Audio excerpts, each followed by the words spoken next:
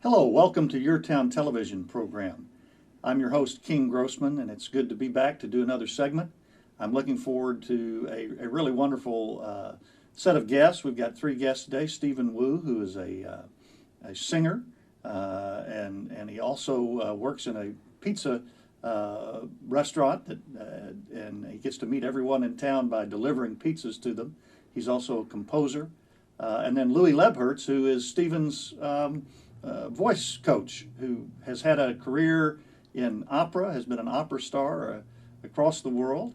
And then we have a third guest that we're going to talk about the intersection of universal health care in today's world between conservatives and liberals. Why this is an area that many conservatives and liberals are actually coming together on. And so I'm really looking forward to Gary being on later in the show. And so to start this off, I would like to read a poem because we're talking about singing and we're talking about health. And I found a wonderful poem by Wendell Berry, who, if you've been watching this show, you know is one of my favorite poets. And so I'm just going to dive in with this poem, and then we'll get into a wonderful conversation with Steven.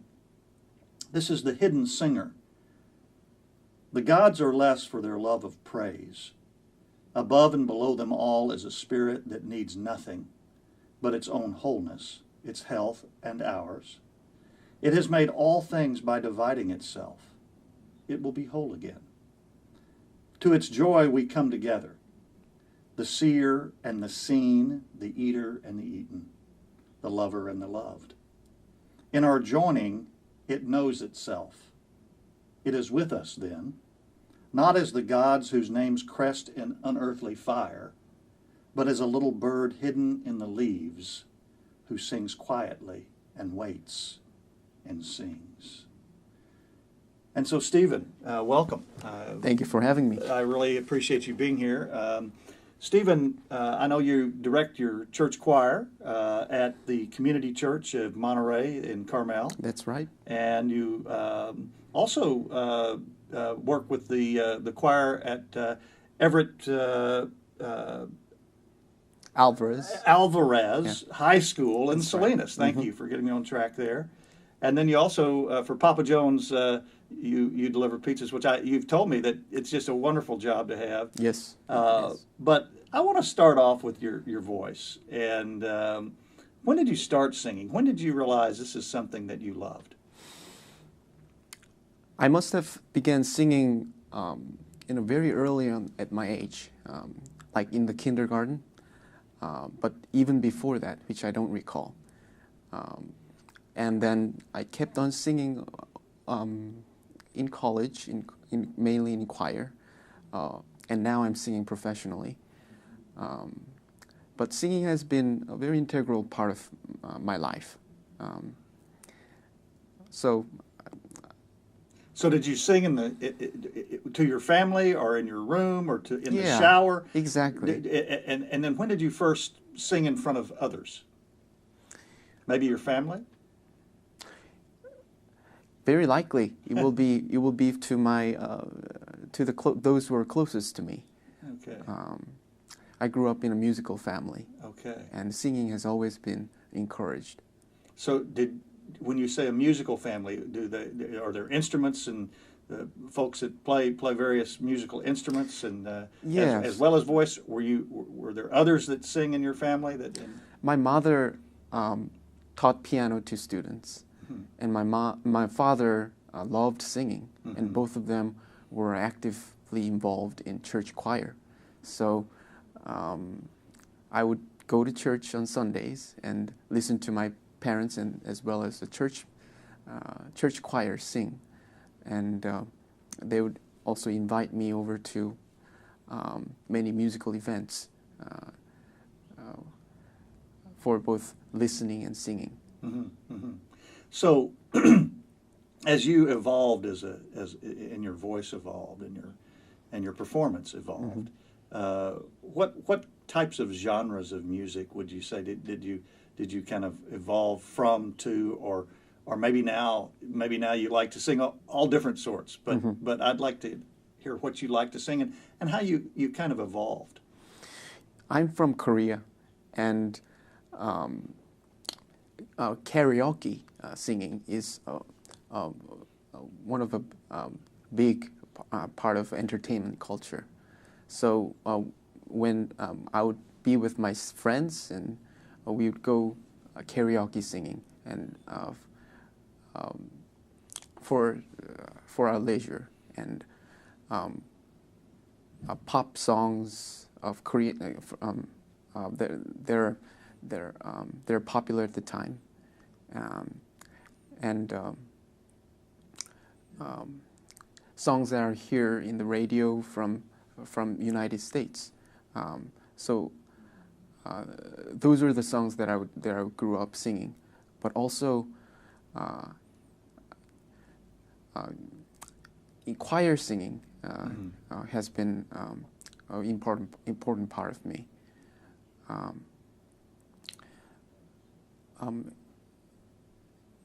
Now I'm singing jazz, and I'm very inclined to jazz as a very natural way of expressing my emotion.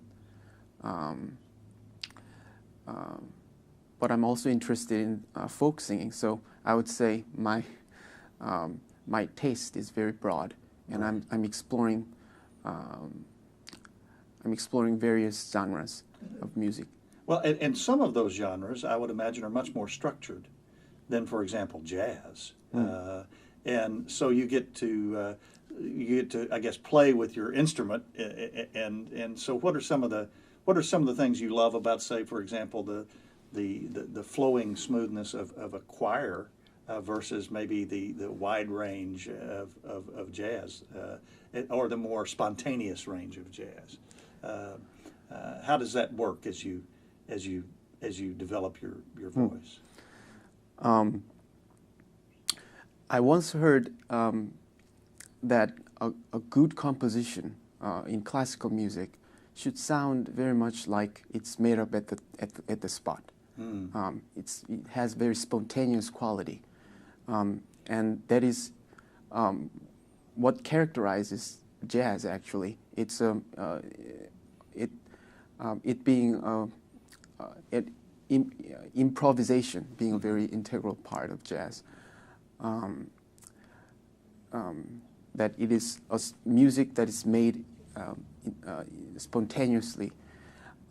So you would give yourself permission to sing the same song different ways? Exactly. Okay. Yeah. Okay. So looking at those two type of music, I can bring one element or character of the music to another, like some of the more the freedom of interpretation that goes into jazz, into classical singing, and some more of a structured and informed approach of singing of classical music into jazz singing. Which develops your own style, I would imagine. Eventually, I hope that something good will come out of it. Yes. Yeah. Well, I'm sure it will. One reason Steven's here is because Louis Lebhertz, who's going to come on next, who is an international opera star, said you need to interview this young man, Steven Yoo, because he really has something with his voice. And so, what's it like, honestly, working with my friend Louis Lebhertz? At first, I thought he wouldn't like me, but it's an honor to learn under his instruction. He invites me as if I'm his friend, and he is a wonderful example of what, not only as an artist, but what a very well-rounded good person is, it's like a mentor. You know? Right. Yeah. Right. So for technique, if you had to say one or two things that you really feel like Louis gave you that you didn't have before walking into his studio, Maybe what would that be? It's to it's a very specific singing technique. Okay.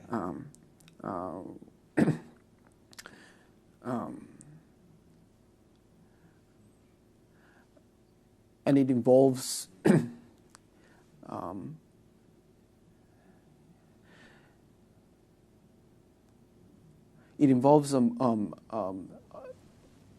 your the movement of your upper body, Mm-hmm. and it's as a singing mechanism. Mm-hmm. That you, what your the voice that you are producing is does not just comes out all by itself, but as a kind of a extension of all the minute movements that you need to be aware of in your body. So from the tip of your toes Wow. up to your head, every movement must be consciously be maneuvered. Wow. Wow. Until I guess that becomes second nature. Exactly. Right. Yeah. Well, that doesn't surprise me that you and Louis would be up to some very intense work like that. That really improves. So, you mentioned again this idea of just being art and your singing and your music informing your humanity as well. And how Louis mentors to you in that way. But how does that work for you? How does kind of the song, being the song, if you will, as Wendell Berry kind of spoke about in his poem, how does that inform you as a human being? How does that make you a better friend, a better family member, but also a better activist, a better person to make the community a better place? In college, I've met a professor who he once told me it was a day when I felt very disappointed at myself by making a lot of mistakes in my piano playing, and he told me that when you were young and training, most of what you know about music will remain in here. But over time, as you, given that you are putting your due efforts in developing yourself, music will become a way of being. I didn't understand that quite well at the time, but now I begin to get a more grasp on that concept, because I believe that singing in particular is a very private but also public activity, and in doing so you kind of become the sum of who you are, all that you have experienced, all the music you've listened to, and whatever all that you've thought of comes out of you in sound, and therefore you take a really good care of yourself, not only in developing your technique but as a whole person, your health of the body, and in all those aspects of life that will eventually contribute to artistry. And singing in public, I feel there's a lot of uncovering that happens, that you kind of get to be in touch with something authentic in yourself. Yes. And the audience is, and the kind of a bond that happens between you and the audiences by that very process. Because I think people get moved when things are real and honest. Now you can also sing in a very fictional point of view, but the the art, singing as an art form, by nature, does lead you toward the direction of that very compassionate and an authentic way of being. Yes, yes. Well, and this I know plays out in your work in developing a church choir, as well as with young students in the high school system. And so, tell me about what's happening there and kind of what your dreams are for these programs. It's in the same line of what we just talked about. Mm-hmm. I hope that the individuals that I get in touch with, my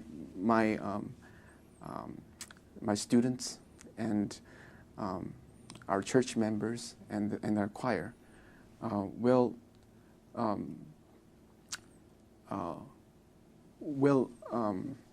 be benefited by this process of the singing.